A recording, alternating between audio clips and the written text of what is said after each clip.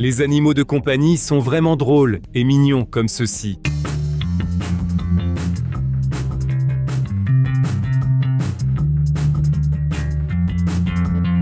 Mais malheureusement, ce n'est pas toujours le cas, car parfois, les animaux se retournent soudainement contre leur maître.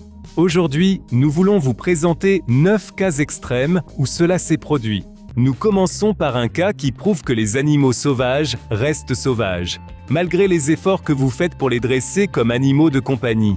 Au début des années 2000, l'agriculteur sud-africain Marius Els a acquis un animal de compagnie inhabituel de la manière la plus improbable qui soit. Un bébé hippopotame échoué sur sa propriété à la suite d'une inondation. L'animal était orphelin et complètement sans défense, et l'agriculteur s'en est donc occupé avec amour. Sous les soins de l'agriculteur, le bébé hippopotame, qu'il nomma Humphrey, grandit à merveille et vécut comme un chien fidèle sur sa propriété. Même lorsque Humphrey avait atteint le poids impressionnant de 1,2 tonnes, il adorait jouer avec Marius et ils étaient tous deux ravis. Alors que les amis de Marius l'avaient averti à plusieurs reprises que les hippopotames étaient très dangereux, le fermier insistait sur le fait qu'Humphrey ne lui ferait jamais de mal et qu'il l'aimerait comme un père. Mais après 5 ans de coexistence pacifique, Humphrey s'est soudainement retourné contre son propriétaire pour des raisons inexpliquées et l'a mordu alors qu'ils nageaient tous les deux dans un lac. Marius, âgé de 40 ans, n'a pu être retrouvé que mort. Passons maintenant à une espèce qui n'est pas non plus un animal de compagnie classique, mais qui est néanmoins élevé par des milliers de foyers à travers le monde. Les serpents. Bien sûr, tout le monde sait que certaines espèces sont très dangereuses pour l'homme. Néanmoins, les propriétaires de serpents jurent qu'il suffit d'être prudent et de savoir comment les manipuler correctement. Ce fut le cas d'Elliot Senseman, un jeune homme de 27 ans habitant en Pennsylvanie aux États-Unis. Non seulement le jeune homme était un gardien de serpents extrêmement responsable, ayant travaillé avec des serpents depuis l'âge de 10 ans, mais il a également sauvé des serpents négligés et maltraités pendant 6 ans et les a réhabilités chez lui. Un jour, alors qu'Elliot s'apprêtait à nourrir un boa mal nourri, celui-ci s'est soudainement enroulé autour de son cou et a commencé à l'étrangler. Elliot a réussi à appeler le 911, mais n'a pas pu se libérer de l'étranglement. Lorsque la police est arrivée, l'homme de 27 ans était allongé sur le sol, le boa encore enroulé autour de son cou. Bien que la police ait immédiatement abattu l'animal, elle n'a pas pu sauver Elliot, décédé à l'hôpital quelques jours plus tard, des suites de lésions cérébrales causées par le manque d'oxygène. Passons maintenant à un animal de compagnie très classique. Le meilleur ami de l'homme, bien sûr, même un chien bien élevé peut parfois s'en prendre à son propriétaire. Cependant, ce qui s'est passé il y a quelques mois à San Diego, en Californie, est très violent. Alors qu'un homme promenait ses 3 chiens dans un parc en décembre 2024, les pitbulls ont soudainement attaqué leur maître sorti de nulle part et n'ont pu être séparés de lui-même par les nombreux passants qui se sont précipités à son secours. Ce n'est que lorsque la police a administré une décharge électrique aux chiens qu'ils ont cessé de le mordre et se sont enfuis. L'un des chiens s'est ensuite dirigé calmement vers une cour voisine, comme si de rien n'était. Une fois les chiens capturés, ils ont été euthanasiés. Il n'a pas été possible de déterminer ce qui avait poussé les chiens à attaquer soudainement leur propriétaire. Le propriétaire du chien est décédé plus tard à l'hôpital des suites de ses graves blessures. Nous poursuivons avec l'histoire d'une attaque complètement inattendue par un cheval. Chaque propriétaire de cheval sait qu'il peut être frappé ou mordu et est prudent.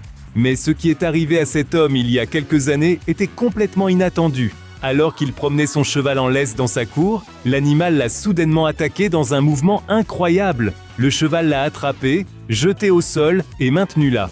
Heureusement, l'homme s'en est sorti indemne. Parfois, les animaux attaquent leur propriétaire de manière inattendue, alors même qu'ils sont considérés comme inoffensifs en raison de leur taille. Le camionneur américain Benny Hines n'a peut-être pas d'animal de compagnie au sens traditionnel du terme, mais il aime nourrir les oiseaux de son quartier. Alors que les oiseaux sauvages qui sont régulièrement nourris par les humains sont généralement domestiqués, Benny Hines a été attaqué par une volée entière alors qu'il venait de rentrer chez lui. Les oiseaux se sont abattus sur lui comme dans un film d'horreur, et lorsqu'un d'entre eux a frappé le chauffeur de camion à la tête, il est tombé à terre. Benny Hines a été légèrement blessé et a perdu une dent. Si les animaux tels que les chiens et les chats peuvent mener une vie vraiment adaptée à leur espèce, en tant qu'animaux de compagnie, Certains ne devraient vraiment vivre qu'à l'état sauvage. Les orques en sont un bon exemple, car elles souffrent d'un stress important lorsqu'elles sont maintenues dans des bassins. Ce n'était donc qu'une question de temps avant que Tilikum, un orque pesant près de 5 tonnes et demi, ne devienne fou à SeaWorld à Orlando, en Floride, aux États-Unis. En 2010, l'animal qui était en captivité depuis 1983 a soudainement attrapé sa gardienne Dawn Brancheau et l'a fait tourner sur elle-même pendant un spectacle. Il l'a ensuite poussée sous l'eau jusqu'à ce qu'elle se noie. Ce qui est particulièrement tragique dans cette affaire, c'est que non seulement SeaWorld a tenté de minimiser l'incident, mais que l'orque avait déjà tué un employé du parc en 1991 et qu'elle était soupçonnée d'être responsable de la mort d'un visiteur retrouvé dans son bassin un matin de 1999. Malgré cela, SeaWorld a continué à garder l'animal en captivité et à l'exposer pendant environ 1 an après le 3e incident mortel. Nous poursuivons avec un cas bien moins tragique mais bien plus étrange, d'un animal qui s'en prend à son propriétaire. Ce chat, nommé Austin, vivait avec son propriétaire en Corée du Sud depuis de nombreuses années lorsqu'il a soudainement commencé à miauler, à griffer et à mordre l'homme de manière agressive encore et encore. Sorti de nulle part, Austin semblait détester son propriétaire et continuait à l'attaquer. Et il ne mordait que lui, et non les autres membres de la famille avec lesquels le chat vivait. Ses enfants pouvaient encore caresser Austin, mais il mordait son père lorsqu'il essayait. L'homme sud-coréen était tellement bouleversé par le changement inattendu de comportement de son chat qu'il a fait appel à un expert.